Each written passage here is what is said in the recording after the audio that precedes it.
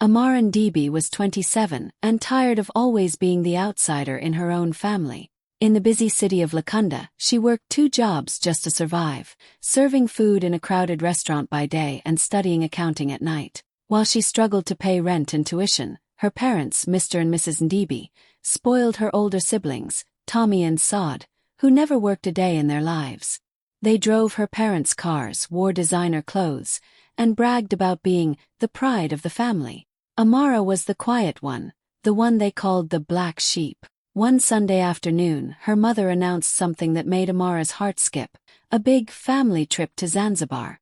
The whole family cheered. For the first time in years, Amara felt excited. Maybe this was her chance to finally be included, to finally belong. But then her father said each person had to contribute toward the trip. Amara hesitated. She didn't have much. Her savings, $8,500, were meant for her next semester's tuition. That night, she sat on her narrow bed, staring at the envelope of money she had saved from long shifts and sleepless nights. She thought about all the times they had left her out: birthdays, dinners, family photos. Maybe, just maybe, this time would be different. She transferred the money. When she told her mother, Mrs. Ndibi smiled and said, "Finally, you're doing something meaningful for the family." Amara's heart swelled with pride. She imagined the ocean breeze, the laughter, the pictures they'd take together. She didn't know yet, that meaningful thing would soon break her heart and change her life forever.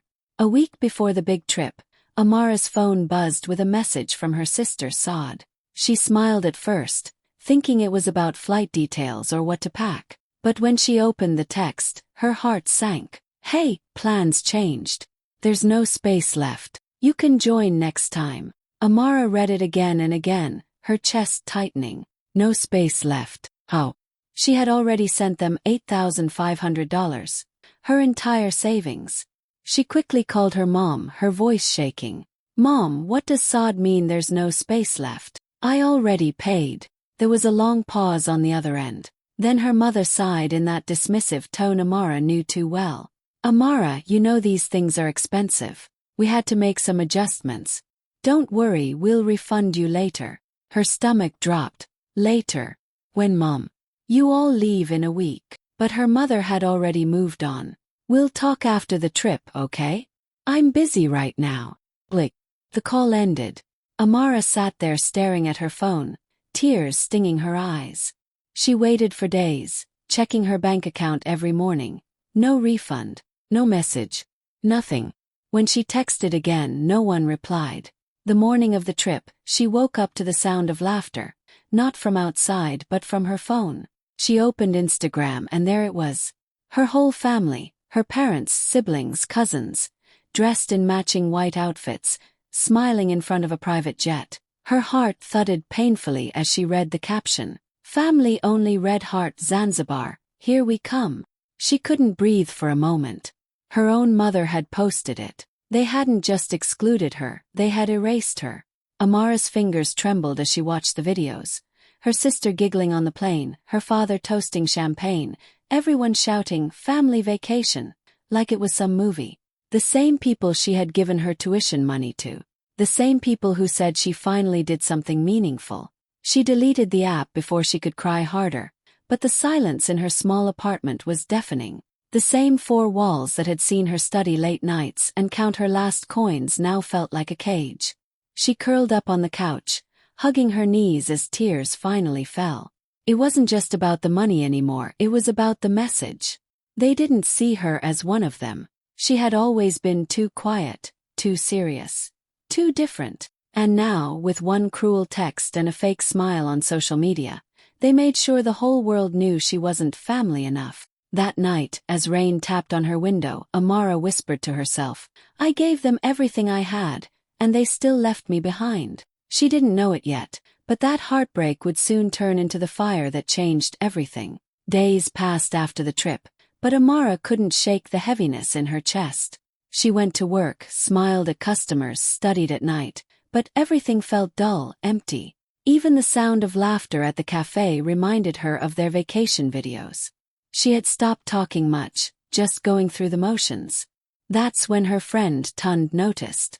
Tund worked in finance and had been her friend since college. One afternoon, as they sat on a bench outside her school, he looked at her and said, "You've been too quiet lately. What's going on, Amara?" She tried to brush it off, but her voice cracked as she said, "It's my family." Slowly, she told him everything: the trip, the money, the text, the Instagram post.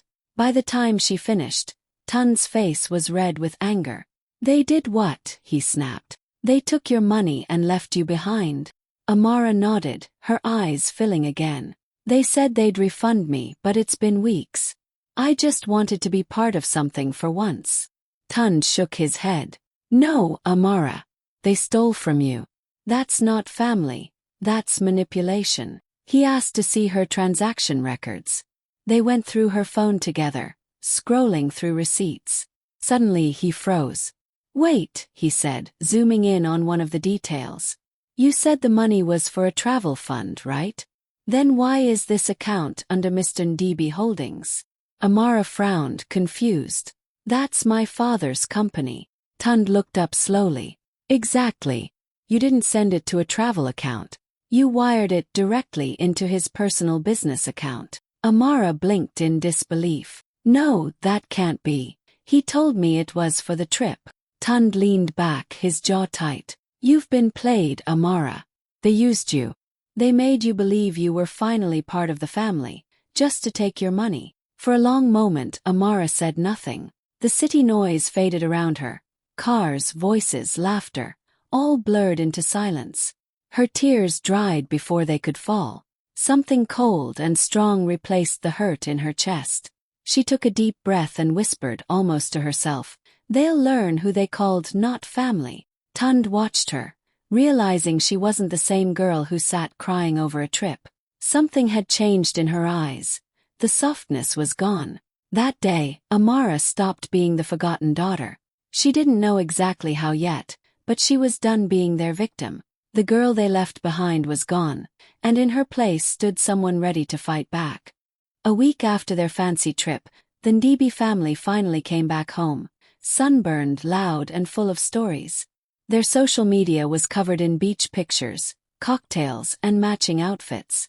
But while they laughed about the best family vacation ever, Amara sat on the bus, holding her phone tight. She had made up her mind. She wasn't going to cry anymore. She was going to get her money back. When she arrived at her parents' house, she paused for a moment outside the big gate. It had been months since she'd last visited. Her heart pounded, but she walked in calmly. The house smelled of new perfume and expensive candles, luxury bought with her money. Her mother was sitting on the couch, flipping through photos on her phone. Her father was watching TV, laughing loudly at something on the screen. When they saw her, her mother raised an eyebrow. "Amara, what are you doing here?" "I came for my refund," Amara said, her voice steady. "The $8,500 I sent for the trip." Her father turned to her, amusement dancing in his eyes. "Refund? You think family keeps financial records? You contributed and we thank you. That's all." Amara's jaw tightened. "It wasn't a contribution, it was my tuition money. You told me." Before she could finish, her mother interrupted, smiling that cruel little smile. "Oh, come on, Amara. You should be grateful we even invited you in the first place. You know how you are, always too serious, too dull. It would have ruined the mood." The words hit her like a slap, but Amara didn't move. She just looked around the room.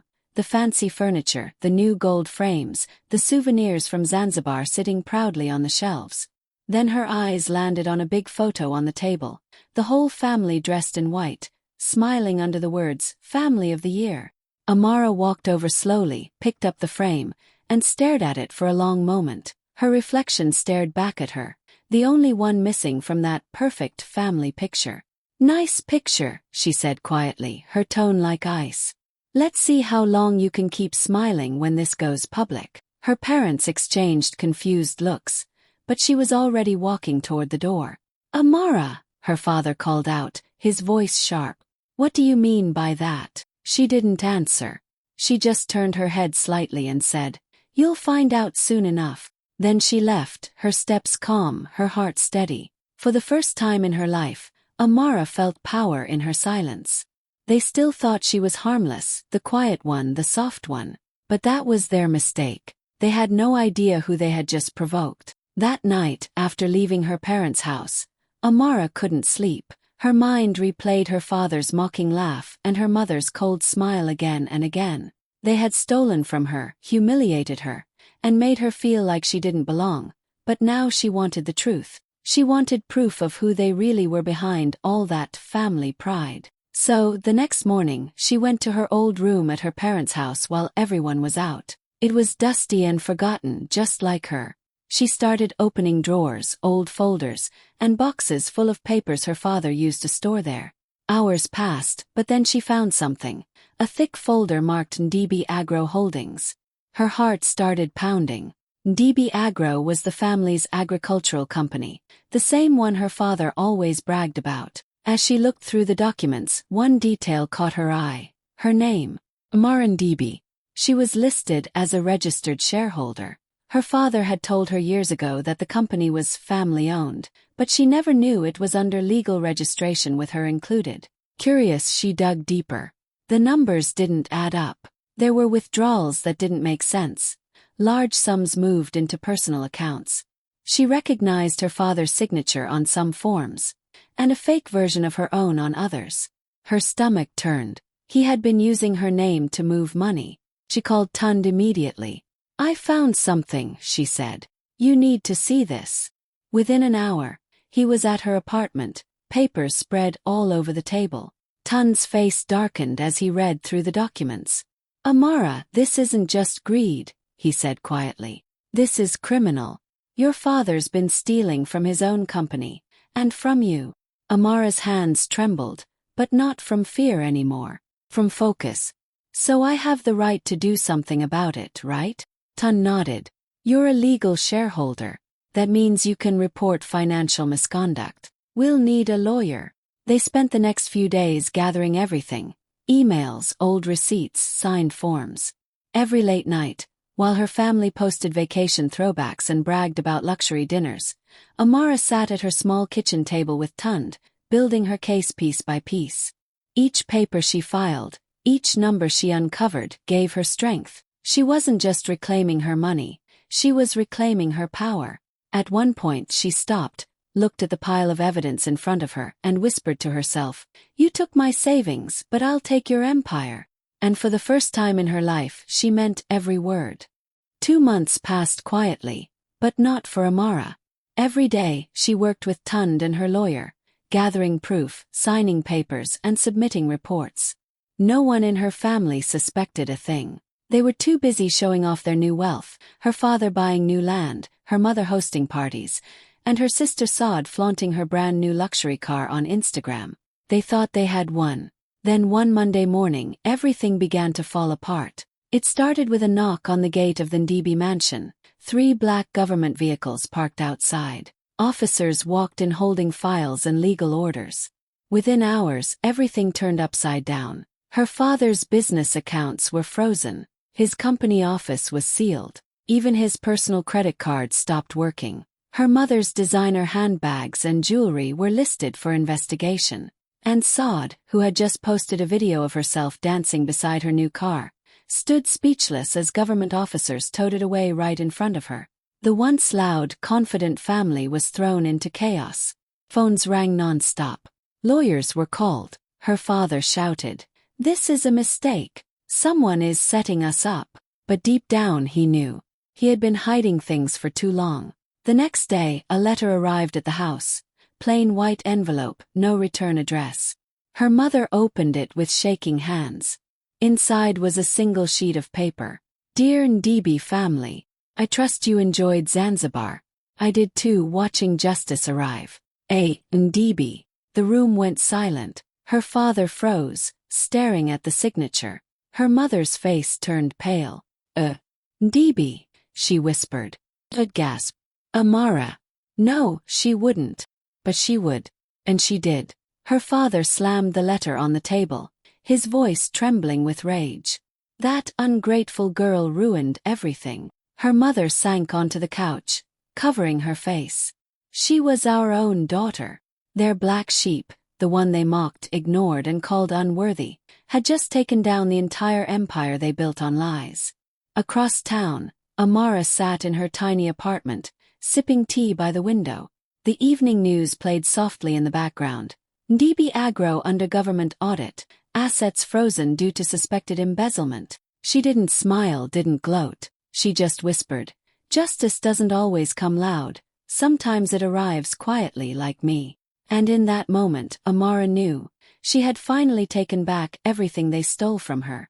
Not with anger but with truth. It didn't take long for the proud Ndibi family to fall from grace.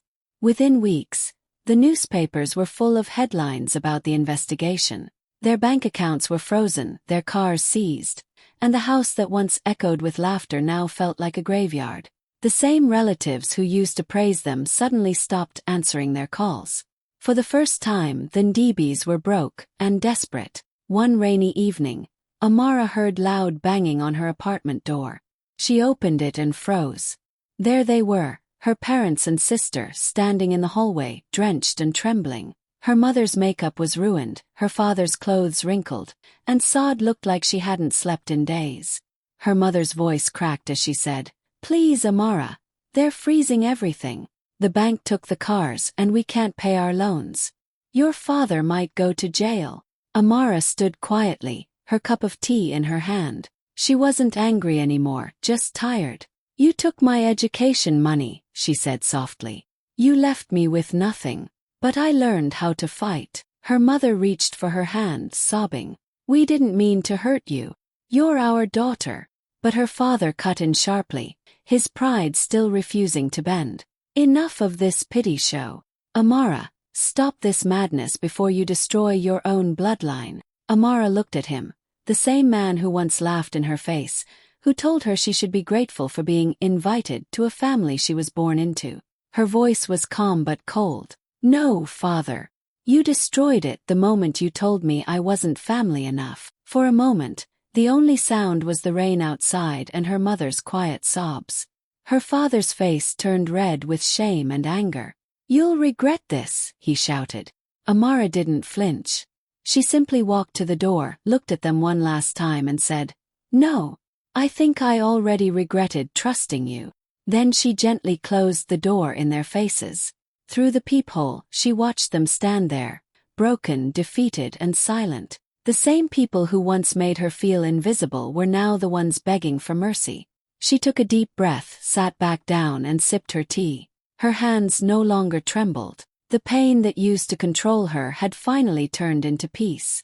For the first time in her life, Amara realized she didn't need their approval, their trips, or their fake smiles. She had something far greater now: her power, her freedom, her dignity. When the investigation into the family company exploded in the news, everyone was panicking, except Amara. For the first time, she wasn't the broken one. She wasn't the forgotten daughter anymore. The scandal had frozen their accounts, the board was crumbling, and the government had stepped in to clean the mess. But Amara, she had something none of them expected: a small stake her father had once called useless. That little piece of paper became her power. With Tund by her side, she met with the officials and investors who once refused to even return her calls. She didn't beg, she negotiated. Steady. Her goal wasn't revenge. It was redemption. She told them, "We can fix this. But we'll do it the right way this time.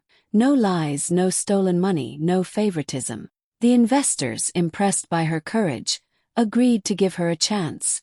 Under strict government supervision, Amara was appointed as interim director. It wasn't easy.